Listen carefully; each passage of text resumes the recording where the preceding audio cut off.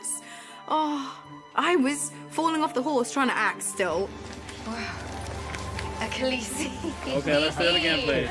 Well, I remember my first scene we shot from the pilot, and that was the king's arrival. You know, the king rides in on horseback, and he has to get off his horse, and his robe was enormous. The horse rides in, he's like, ah, and then, hold, everyone, and then they run in with like a ladder. They help him down, and they run out with the ladder, and then carry on. Oh, here we go.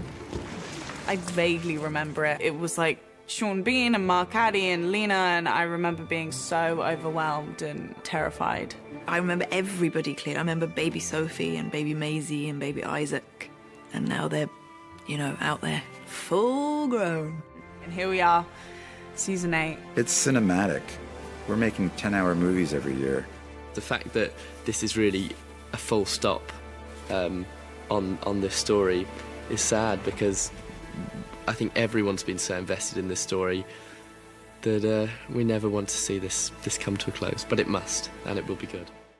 Hey everybody, it's Charlie. They dropped a couple new behind-the-scenes promos for Game of Thrones Season 8, Episode 1. We're literally almost a day away from Episode 1 getting here, so we'll break some of this down because the actors also talk about the very first scene that they filmed during Season 8 and the very first scene that they filmed on the series in general way back during Season 1. There was also a really interesting question that you guys asked me about the Night King in Winterfell in terms of what he can and can't do using his magic. So I'll explain that too. There's a lot of historical context for Winterfell, magic, Bran the Builder, going way back to the building of the wall. If you're brand new to my channel, be sure to subscribe to get all the Season 8 videos. We'll be doing that weekly HBO Now giveaway too. All you have to do to enter that is be a subscriber and leave a comment on the video. The footage you see here is basically Jon Snow, Sansa, Bran Stark, Brienne of Tarth, Missandei, Jorah Mormont, Davos. Obviously, if they're sitting there, then Emilia Clarke is somewhere else too, because we've actually gotten a couple more pictures of this scene that they're filming inside the Great Hall of Winterfell. Apparently, that was the very first scene that they filmed for Season 8.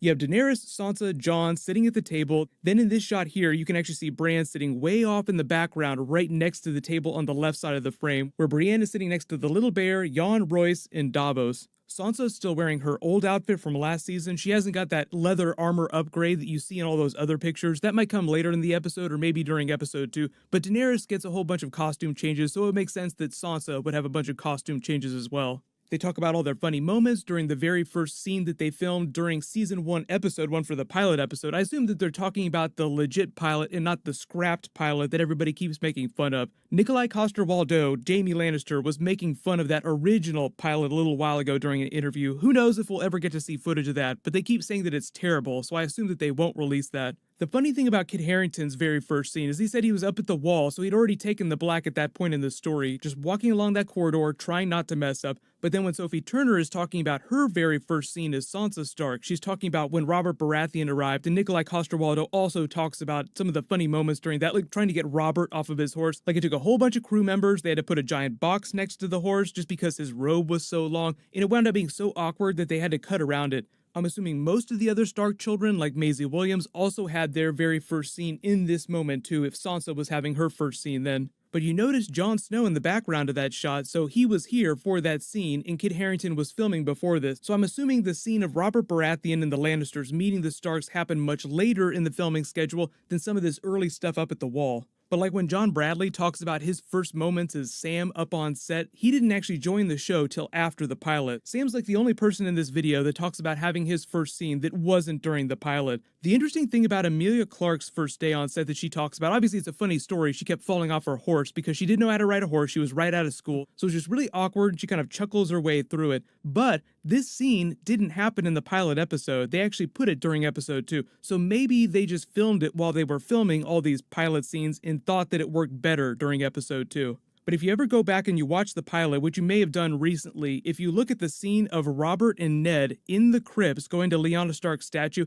you notice that Sean Bean's hair looks very different from the earlier scene when they're in the courtyard. That's because they reshot a lot of that courtyard scene, but the scene of them in the crypts is from the original pilot. The reason why he looks so different is because in that original pilot, they made Jaime Lannister, Ned Stark, all the older characters look a little bit younger than they do in the final version of the pilot that we all wound up seeing. So sort of transitioning to that big Winterfell Night King theory that people have been asking me, you all remember that first Game of Thrones Season 8 trailer where we got footage of Varys, the women and children like Gilly and Baby Sam in the crypts hiding during the big battle of Winterfell? There are a lot of people since then that have asked me if the Night King could use his magic to raise all the Stark dead in the crypts. Like, if the Night King can raise anybody that's dead, technically, if you have a bunch of dead bodies in this underground graveyard, couldn't he raise them as whites and use them as fodder for his army? The show has also set precedent that the Night King can turn full skeletons into White Walkers. It doesn't have to be a freshly dead person, because Season 4, Episode 10, when they're all trying to enter the Three-Eyed Raven's Cave,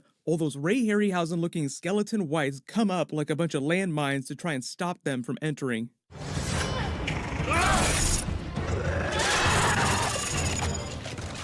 If you know a little bit about the origins of Winterfell, its history actually goes back to the creation of the Wall. Bran the Builder was supposed to have built Winterfell after he built the Wall with the help of the Giants. So the Giants helped build the Wall, but the Giants also helped build Winterfell. The thing is, though, is that most of the original structures above ground from that time have not survived. Bran the Builder built the Wall many thousands of years ago, way before the Andals invaded. The oldest part of Winterfell right now that's still standing is the first keep. That's where Bran accidentally caught Cersei and Jaime playing hide the pickle and then got pushed out the window. The things I do for love.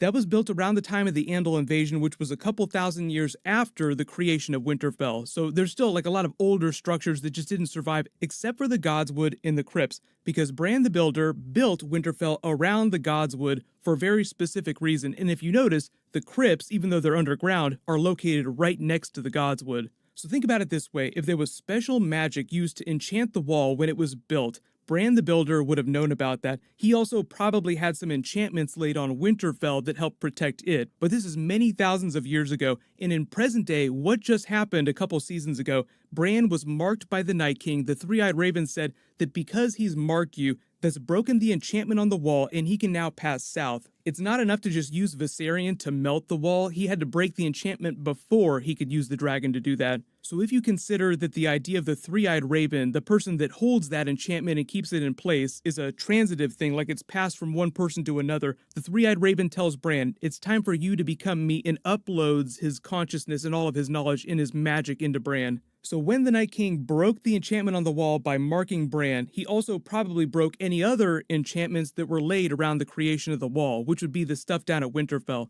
So if there were special enchantments protecting the crypts at Winterfell to keep the dead from rising again, because if Bran the Builder built the crypts and he knew all about the White Walkers, then he would probably try to do something to prevent any of the Stark dead from being used against them. But even if any magical protections from the crypts are gone, think about it this way from a practical standpoint. Varys, Gilly, Baby Sam will all probably survive beyond the Battle of Winterfell, meaning that there probably aren't any whites that are raised down there. The doors to the crypts are made of ironwood, which is really hard to burn with anything but, say, like Dragonfire or Viserion's fire. So it really is one of the safest places to go in Winterfell. The crypts themselves are actually much, much larger underground than the above-ground castle of Winterfell itself. So you just have to imagine like this giant iceberg of dead people underneath Winterfell.